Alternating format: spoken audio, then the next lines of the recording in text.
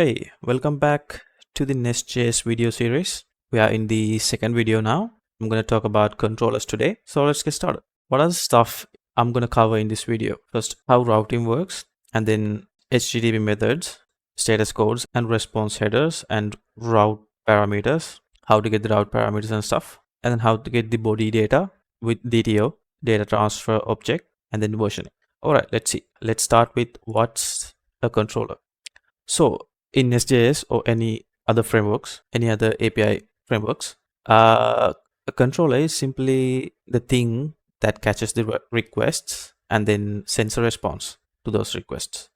So for example, let's imagine you have an application, you have an entity called products, and you should have a controller for that product, and then that controller has several methods. Let's say, for example, one to create the product and then update a product, delete a product, so on. So you need endpoints for all of those, right? So that you can call from the front end and then do stuff in the server. So that's why we use a controller, right? And if you don't know about HTTP methods, there are multiple HTTP methods. For example, options, get, head, put, post, delete, and we'll talk about them in a while. All right, I've come to the project folder we created in the previous video, and then I'm gonna go inside of this source folder, and then we have an app controller.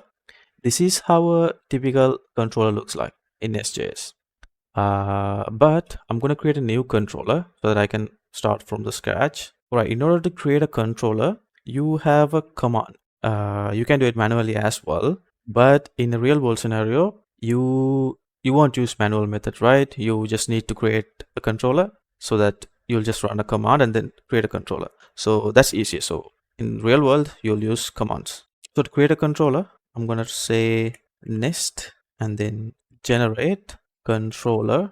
I'm gonna say car for now, right? Right. The command created 3 files. Let's see. We have a car folder, and then we have a specs. This is a testing file. We don't need that at the moment. And then right, we have the controller. Look at this. In app modules, as soon as we created a controller, the command automatically imports the car controller that we just created and then imports it in the controller array. This is the app module, the root module. I'll talk about modules in a future video. So for now, just remember we have a root module, and then in the controllers array, we import the controller. So this is a blank controller. Controller is just a class, JavaScript class that has a decorator called controller. The controller comes from nestjs/common. When you add this decorator, this class become a controller. This controller gets a parameter, which is car right now. I'll show you what it does in a minute. So we have a car controller. We can add a method. Let's say get a car. All right, remember I was talking about HTTP methods. I'm going to add a method called get that's imported from nestjs/common. But I'm going to create a simple object to return. I'm going to say const and then car, and then I'm going to create an object. Name is going to be my car for now, and then color is going to be red. So we have a car here. I'm going to return that car, right? So in order to call this method, I'm going to go to Insomnia. So Insomnia is a tool that can send HTTP requests. For example, I can create an HTTP request. We can change the methods, and then I can say localhost 3000. So the controller is car, and the method is going to be get one, right? And this Insomnia, we are in the car controller, and then get one method, right? When you call this, that method will be executed. By the way, if you want Insomnia, you can just Google Insomnia and then you can download it. It's free, right? So let's run the server. npm run start dev. Right. Remember we talked about running the nestjs in the previous video. If you missed the previous video, just watch it and then come back. All right, let's go to Insomnia again. Let's try sending a request. All right, we are getting 200. Okay, this is a response code. I'll talk about this in a while. All right, we are just getting the object that we just created with all the appropriate content types as well. Since we are sending an object, it automatically says application JSON. Let's say we are sending a string, my car. Let's send it back again. See, text HTML. So the type automatically decided in nestjs. So that's cool. All right, let's see about a post method. Let's say create a car. That is a method. Then we are going to create a car here, and this is going to be the decorator post, as you might have imagined. This comes from common as well, nestjs/common, and I'm going to say I'm going to pass the string create one. Okay, so the logic to add a car to the database goes here. So with post request, you can send some data with the request, so that you can capture the data by adding this decorator body and then the variable name body. And then for now, I'm not gonna create any records. I'm gonna just return what we are sending. So return body. All right. So whatever we are sending with the request is gonna be returned here. Let's see about that. I'm going to create a new request here. CB request. This time it's going to be post. I'm going to copy this link and then change this method name to create one. Or I'm going to pass a form. So the name is going to be ABC, and then the color is going to be green, and the condition is going to be good. Right? When you send this data, we should get the exact data because we are returning the exact body here, right? That is pretty much the post method. You have multiple methods, like I told you. You have these methods, so you have other methods as well. You can try it on your own. You just have to create another method and then pass the appropriate decorator that's coming from here. All right, so next we have status code. So by default, nestjs controllers have status codes. Like for example, this get method has a default status code 200. When it succeeds, it would send a response with the status code 200. If it's a post request, it would be 201. For every other request, it's going to be 200. Remember, we sent a get request and we got 200 response, and then we sent a post request, we got 201. Right. Let's say we want to change this 201 status code to 200. You just have to add a decorator called HTTP code that's coming from nestjs/common as well. I'm going to pass a status code 200, and when you send a request again to the post method, it says 200. Let's say we wanted the HTTP response code 204. I just have to change it here, and then we get 204. 204 is just no content. Right, let's keep it to 200. Alright, that's how you can update the default response codes. So next up we have headers.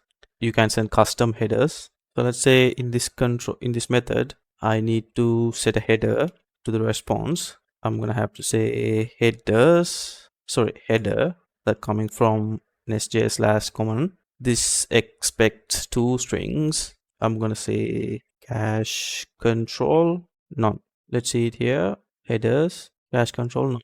In headers, cache control none is added. Let's add another one. My header, I'm gonna add a custom header ABC. Let's send another request. See, my header is added in the response header ABC. Or that's how you can add whatever header you want.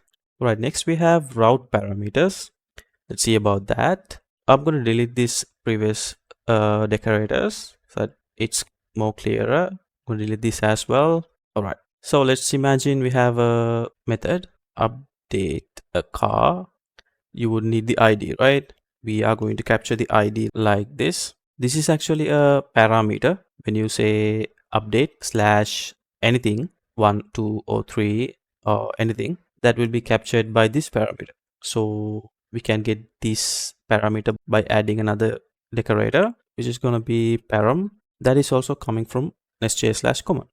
So we need to pass the param name, which is going to be ID. That's what we said here. If it was anything, this is going to be anything as well, right? All right, so in this case, it's going to be ID. It's going to be ID, and then the variable is going to be ID as well. You can name it different as well, but it's not going to break. It will still work. Right, for now it's ID. I'm going to return the ID, and then we can see it in the insomnia. All right, I'm going to change this to update / let's say 1, 2, 3, and then send it. It's going to return the parameter that we're sending. Actually don't need this stuff. We're not sending anything. When you just send a post request to this with another random string, this will return the string as well. All right, that's how we can capture a parameter. You can add multiple parameters as well, like this. second ID, and then it's the same thing. Add another parameter, and then second ID, and then the variable is gonna change as well. So that's how you can get the parameters. Right, let's see about the DTO, data transfer object. Right, again, I'm gonna clear this one. Right, we have an update method, and then we get the body and then returning it. Simple, right? But let's say we are expecting some attributes in this body, but we don't see any IntelliSense here. We don't see any type suggestions here. In order to fix that, we need to create a type or a class. But the nestjs team suggests we should create a class because it helps with pipes and stuff as well. Types and interfaces will work as well, but the nestjs suggests we use classes for this. For example, I'm going to create a DTO class. I'm going to call it update car DTO class update car DTO, and then the name is going to be a string, and then the description is going to be a string as well, right? And then this, and then get this class, and then copy this class, and then put a colon, and then the class. So now if we write body, we have the suggestions, description, names, stuff. This is the recommended way of doing it, right? All right, next we have versioning. All right, to enable versioning, we need to go to the main.ts file and then add a little code here called app.enable versioning, and then call the method and then pass an object, and type is going to be versioning type dot. We have 4 types. We can use a custom versioning type as well, and then header, media type, URI. I'm going to choose URI for now, and in URI type, it's going to check the URI and then figure out what version it is. In the header type, it's gonna be expecting the version in the header. This is gonna request the header name as well, and we have other types as well, media type, and then custom and that sort of stuff. Right, for now I'm going to choose URI, versioning type URI. This controller, I can remove the string and then pass an object. Path is gonna be car, and then version is gonna be 2. Let's say 2. It needs to be a string. Let's say 2. Right. So now this request is not gonna work. You can send it. It's not found. What we have to do is we just said it's the version 2, so we have to write v2. Now it's gonna work. For example, if we had something, we would need to say v something. We need to be in front of the version. So yeah, that's how it works. So instead of passing the version into the controller, I'm gonna leave it like it did before, car. Then I'm gonna put a decorator into this method, specific method, and then add a decorator called version. That's also coming from the nestjs command package. I'm gonna say 2 like before. This time it's gonna be v2. It's gonna work. For example, in real world scenario, you'd have update car version 1. This is gonna be 1 then, and then another method called v2, and then this version is gonna be 2. I'm gonna return the version type this time, v2. In here, I'm gonna return v1. Well, let's see what happens. So when you say v2/car/update, it's gonna be v2, and then if I say v1/car/update, it's gonna be v1. I hope you've understood this stuff in the controller. If you have any doubts, you can just comment, and if you like these kind of videos, definitely give a like, and then if you want to see the future videos, you can just subscribe. So see you with another video.